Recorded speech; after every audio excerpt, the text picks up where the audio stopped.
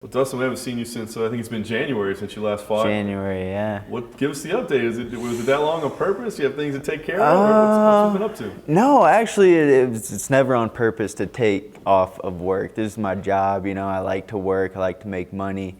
And so I'm always willing to fight at any point, any time. It's been a good break. I got to say that. It's been nice. I moved back to Nashville.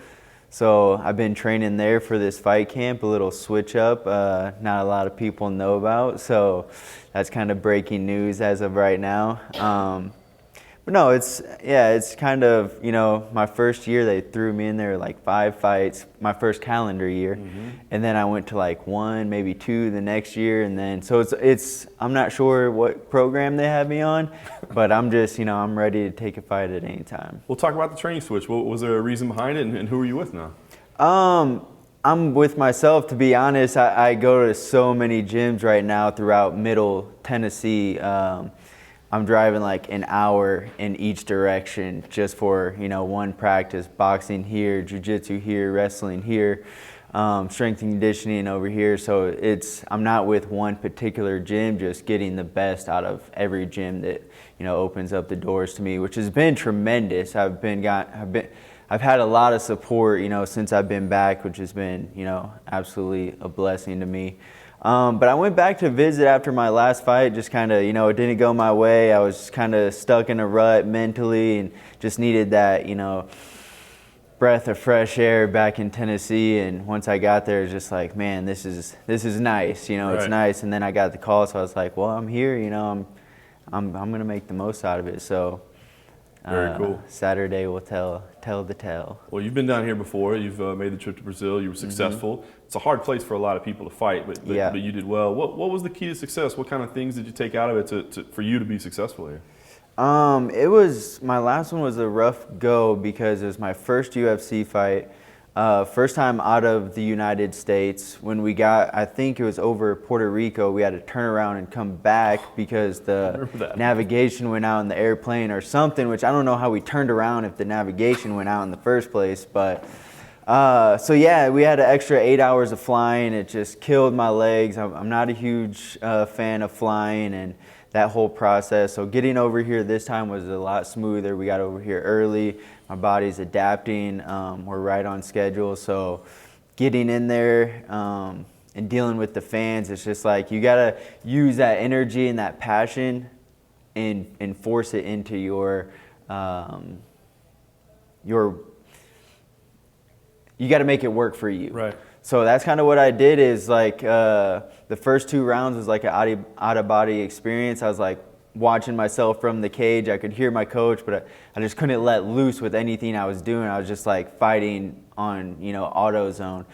And the 3rd round, it just kind of clicked. I was like, man, I got to win. I got to knock this dude out. I got to do something. So my coach was telling me what combos. I was like, no, I got to take him down. I got to ground and pound. I got to go back to, what works for me. So that's what happened. I took him down, took his back, ground and pound, and got the TKO finish in the 3rd. So just kind of making that snap, that transition in the 3rd round is what won it for me. Nice. This time you're facing Formiga, a guy that you're certainly familiar with. You guys kind of cross paths out in California. But yeah. What do you think about him? I mean, he's so great at what he does. I mean, the back control, it's insane. But, I mean, do you look at him as kind of like a one-trick pony? Like, that's all he got? I mean, if you can keep him out of that element, there's nothing there. How do you break him down?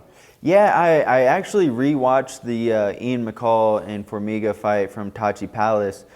And great commentary on that fight, by the way. Yeah, absolutely. That's what I was thinking. Yeah, that's, he's so good at what he does. He's very precise with his punches. He doesn't overthrow. He commits to everything that he's throwing. He's very precise with them. He's counter puncher. He likes to throw the same combinations, I feel like, just at different times. His timing is really well, and he loves the back take. And if he gets the back, he hasn't been able to finish his last couple guys with the back. He just likes to get there, figure 4, and just kind of wait out the round, I feel like. And he doesn't have the gas tank that I have. So I've never been afraid and shied away from taking anybody down. I've fought Brazilian Jiu-Jitsu black belts before.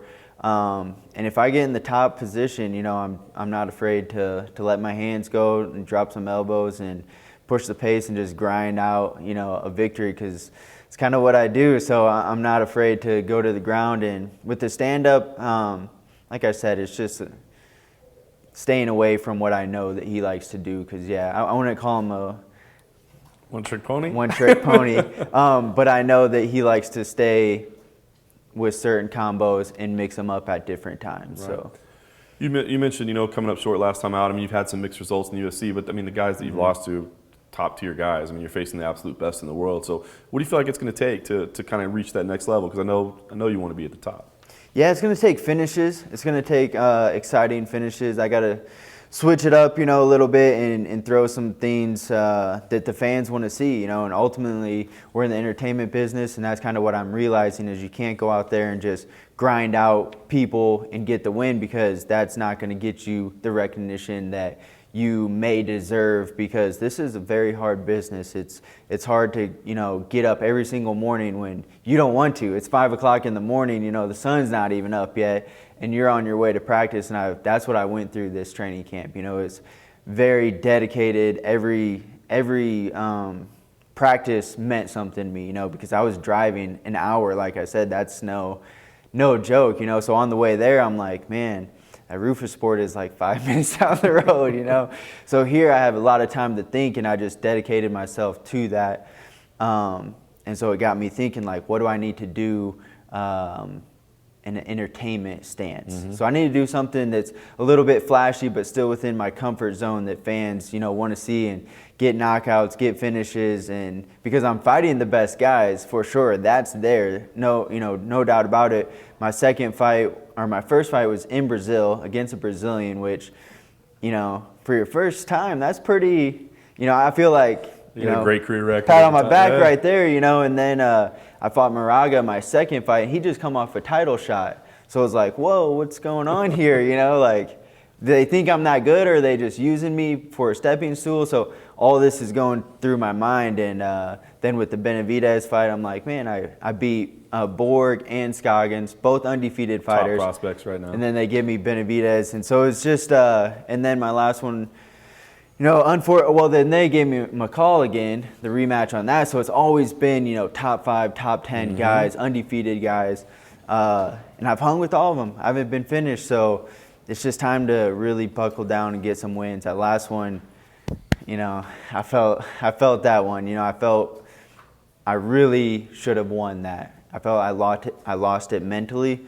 So kind of re-gearing this time around, I'm really striving for the finish with this one, especially over number 3 guy. That'll put me back in, like, okay, Dustin's been like this, but when I fight better guys, I feel like I perform better. So I hope he brings that out. What's it like for you watching like The Ultimate Fighter right now? I mean, like you said, you're facing the best guys in the world. You've been facing the best guys in the world your whole time in the UFC. Now you got 16 guys that most people haven't even heard of, and they're facing off for a title shot. Does that? I wonder, as a contender, I mean, that you can't get a title shot right now because it's tied up for a little while. Is it frustrating at all, or do you understand it? I mean, how do you deal with that?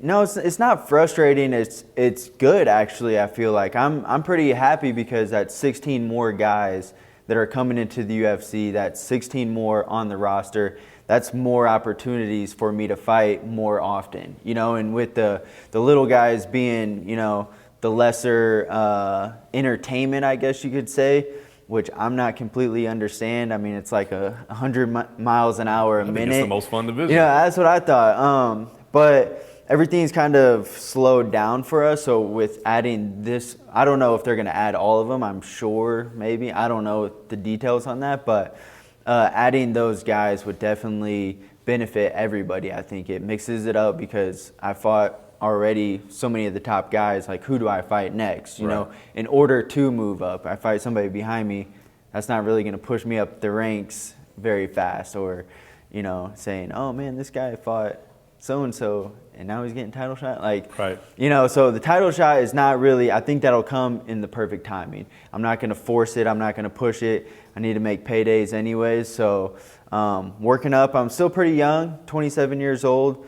Some people only get the opportunity, the title shot one time, so I got to make sure that I'm ready for it. And my last fight was just kind of like a sign, like, hey, maybe you need a little more time to work on your mental game. that's what I took it as, and that's kind of where I'm gearing my career. Very cool. Well, it all starts on Saturday night. When you see this thing, you play it out in your head. How do you see this one going down? I got to get the victory. There's nothing less, you know. I visualize my hand raised every single time, and that's what it's going to take. That's what, you know, you have to have this mentality of, I'm going to go in there, I'm going to push him, and I'm going to break him, and I'm going to get my hand raised at the end, whether it be submission, TKO, on the feet, it's going to be a stoppage.